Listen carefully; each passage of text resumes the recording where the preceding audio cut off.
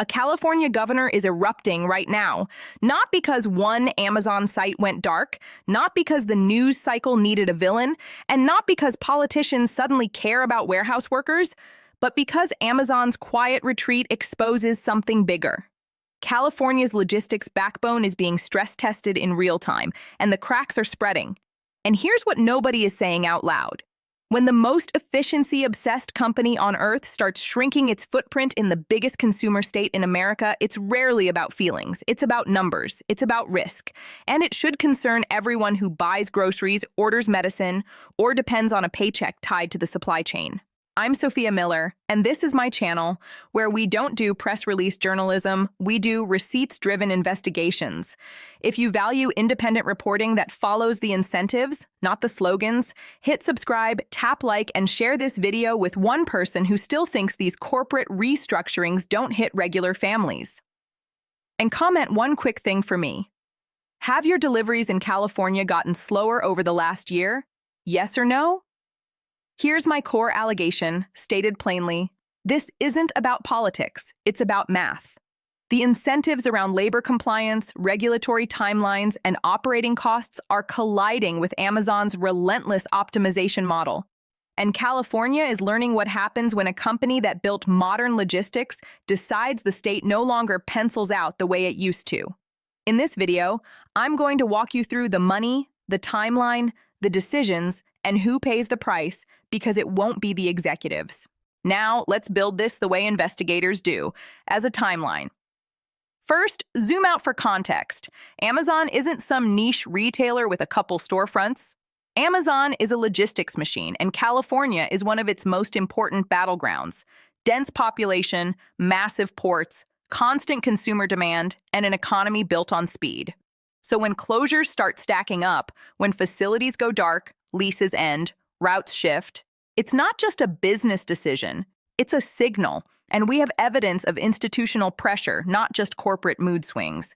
In June 2024, California's labor regulator publicly announced a major penalty against Amazon tied to the warehouse quotas law, Assembly Bill 701, alleging Amazon failed to meet the requirements at warehouses in Riverside and San Bernardino counties.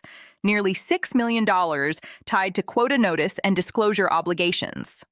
That matters because it shows a pattern. California isn't just talking about enforcement. California is enforcing. Source. Translation: the compliance environment is not hypothetical anymore. Then, the labor conflict heats up. By late 2025 into the holiday season, the Teamsters publicly escalated pressure on Amazon with strike actions and threatened disruptions, naming multiple California facilities: San Francisco, Victorville, City of Industry, Palmdale, while Amazon denied operational impact and disputed who the picketers were. Source: in plain language, even if the strike only affects a fraction of the workforce, it raises the cost of doing business in a way executives hate: unpredictability. Not higher costs in a spreadsheet sense, but operational risk, delays, PR damage, security concerns, legal exposure. Now, here's where the story turns, and where the governor's eruption starts to make strategic sense. Because while California is fighting for worker protections and public accountability, Amazon is simultaneously making another move, rationalizing its physical footprint. Not with a televised announcement, with quiet closures, conversions, and compliance-driven extensions. In January 2026, Amazon publicly confirmed it was closing all Amazon Go and Amazon Fresh locations as it refocused on grocery delivery, Whole Foods, and a new supersized store concept. The company explicitly said California locations would stay open longer specifically to comply with state requirements. That is not a small detail. That's a corporate admission that California's regulatory calendar changes closure behavior. Source: let that sink in. Not, we'll keep them open because customers love them. Not, we'll keep them open because the workers deserve stability. But, we'll keep them open longer to comply. That is what institutional realism looks like. Deadlines, mandates, notice periods, regulatory processes. The machinery of the state forcing time into a company that treats time as money. Now, around this moment, a wave of online commentary content starts claiming something even more dramatic. Large fulfillment centers in California shutting down, millions of square feet being pulled back, thousands of jobs at risk. One example circulating is a YouTube video claiming Amazon has shut down, canceled, or walked away from at least 15 California facilities since 2022, and that more closures are underway. I'm not treating commentary videos as proof, but I am treating them as a signal that the public is noticing a pattern and demanding answers. Source. So what's the mechanism here? Why would Amazon willingly make fulfillment harder in California of all places? Because the state's leverage is both its strength and its weakness. California has scale, enormous demand, huge labor pool, and political will to regulate large employers. But California also has something else: high operating costs, high legal exposure, long compliance pathways, and local communities already stressed by housing costs and commuting distances. Every additional constraint, every rule, every filing, every enforcement action may be individually justified.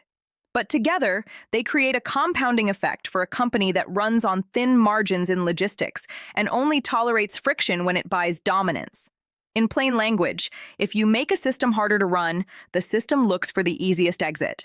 And this is where we hit domino effect moment number 1. First domino: tighter enforcement and public labor conflict increase compliance and reputational risk. Second domino: Amazon shifts operations. Less direct employment, more third-party routing, fewer owned facilities in high-friction zones. Third domino: communities lose the stabilizing force of predictable warehouse employment and predictable delivery density, meaning local businesses, drivers, and even emergency services deal with the fallout. Think about that for a moment. A warehouse closure is not a single event. It is a shockwave through a network. Now, let's make it human, because this is where the governor's anger becomes politically inevitable. Human impact. Insert number 1. Imagine a warehouse associate in the Inland Empire, Riverside County, San Bernardino County, someone who took the job because it paid reliably, because the shifts were available, because they could stack overtime to cover rent. If that site closes or downsizes, just transfer isn't a magic wand. A transfer can mean adding 30 miles each way. It can mean a different shift that breaks childcare. It can mean fewer hours. And when you're already budgeting down to the week, fewer hours doesn't mean less savings. It means late fees. It means a car payment missed. It means choosing which bill gets ignored. Translation: the closure doesn't just remove a job, it removes a life plan. Human impact. Insert number 2. Now think about a small business owner who sells products through online channels and depends on fast shipping to keep customers from clicking cancel. If fulfillment density drops, delivery times creep up, returns increase, customer service costs rise, and the business doesn't get to call the governor's office for a bailout. They just eat it. 1 week of delays turns into a month of bad reviews, and bad reviews turn into a revenue cliff. Let that sink in. Now here comes domino effect moment number 2, and it's the one most people miss. First domino: Amazon closes physical retail experiments like Amazon Fresh and Amazon Go, consolidating strategy around Whole Foods and delivery. Second domino: layoffs and reorganizations ripple into local ecosystems. Vendors, janitorial contracts, security services, maintenance crews, delivery partners. Third domino: public officials feel the heat because constituents don't separate Amazon decisions from state leadership. They just feel the impact. Less work, higher prices, slower services, more instability. So the governor erupts.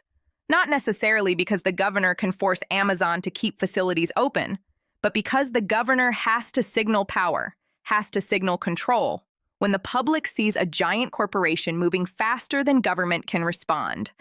Now let's talk about the legal, regulatory piece, because this is not just vibes. California's WARN framework requires notice before major layoffs and closures. That means when Amazon wants to shut down, it's not always as simple as flipping a switch. There are timelines, filings, and public disclosures. And starting January 1st, 2026, California's CalWARN notice requirements became more detailed due to a new signed law, increasing the information burden on employers. Source: In plain language, the paperwork got heavier, right as companies were already in cost-cutting mode. So now ask yourself, if you're Amazon and you're looking at a facility in California that is marginal, maybe the lease is expensive, maybe local enforcement is aggressive, maybe labor conflict is rising, what do? Do you fight for every building? Or do you redesign the network so the building isn't necessary? And that brings us to the irony beat, the one that should make everyone uncomfortable. California passes rules to protect warehouse workers from abusive quotas, and the state enforces them. But if the corporate response is to reduce the number of facilities and push more work into third-party networks or automation investments elsewhere, then the workers California tried to protect might be the first to lose stable employment in those exact communities. That is not a moral argument. It's an incentives argument. It's the difference between we regulated the behavior and we preserved the jobs. Now, I want to build tension here because the next question matters. So why would they do this now? Why would Amazon take on the PR damage of closures, restructuring, and public disputes, especially in California where scrutiny is high and political attention is intense? Because Amazon can tolerate outrage. Amazon cannot tolerate inefficiency. And in a world where their margins are constantly under pressure, where consumer expectations are same day or I'm angry and shipping costs don't politely wait for the economy to feel better, Amazon will optimize. Every time. No exceptions. Now, the governor's office may frame this as a corporate betrayal. Amazon will frame it as operational focus. Workers will experience it as instability. Consumers will experience it as delays and price creep. And small businesses will experience it as death by 1,000 cuts.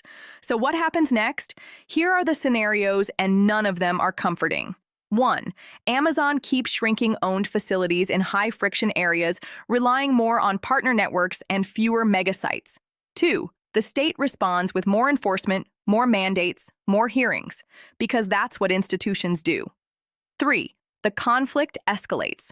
Labor actions during peak periods, legal actions, PR warfare, raising the risk premium of operating here. And the people caught in the middle? Not executives, not politicians, families, drivers, hourly workers, small business operators. Now, let's do a clean recap, because I want you to see the chain clearly. California increases enforcement and regulatory demands around warehouse labor practices, including quotas and disclosures. At the same time, labor conflict and public pressure rise around multiple California facilities.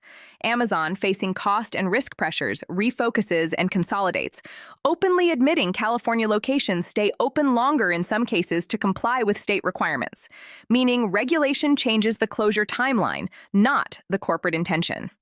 Translation: the system is drifting toward a standoff where California tries to govern logistics and Amazon tries to route around governance. Now my final warning. If this pattern continues, if major operators decide California is a place to sell to but not a place to build in, you will see it in ways you can't ignore. Longer delivery windows, more price volatility, more third-party gig churn, and sudden employment shocks in communities that were told these warehouses were the future. And here's the accountability question I want you to answer in the comments, because it gets to the heart of this. If Amazon can close, consolidate, or shift thousands of jobs while government reacts after the fact, who is actually in control of California's economic infrastructure? If you want more investigations like this, serious, evidence-driven, and focused on how power actually moves, subscribe, hit like, and share this video. And keep your eyes open, because this story is still being written right now.